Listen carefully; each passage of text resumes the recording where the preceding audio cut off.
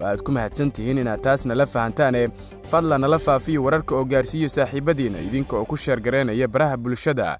Mahadsanidin. Aynu ku bilowno wararkeena. daawadayaal barnaamijkeena maanta intiisa badan waxaynu ku soo qaadan doonaa wararkii ugu dambeeyay dagaal xalay saqdi dhexe ka dhacay magaalada caasimadda ee Muqdisho. dagaalkaasi oo sababay khasaare kala duwan oo isugu jira dhimasho iyo dhaawac sida wararka aynu ku helayno.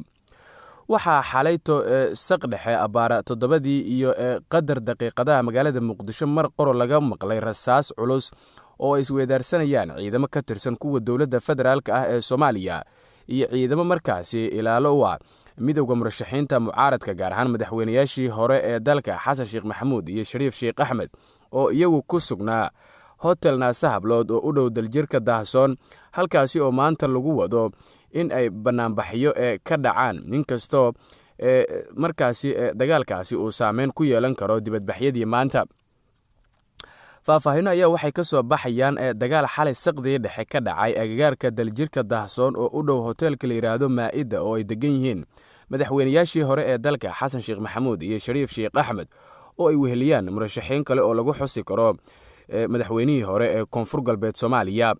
ciidamada dowladda gaar ahaan kuwa kumaandooska Gorgor ee markaasi ay tababareen Turkiga ayaa la sheegay in ay 2 jiho ka weerareen hotelka Maa'ida Naasa Hablood 2 iyo taalada daljirka Daahsoon iyadoo oo halkaasi la isku weedaarsaday hubka noocyadiisa kala duwan. waxaana hubka noocyadiisa kala duwan laga maqlayay xalayto inta badan degmooyinka gobolka Banaadir.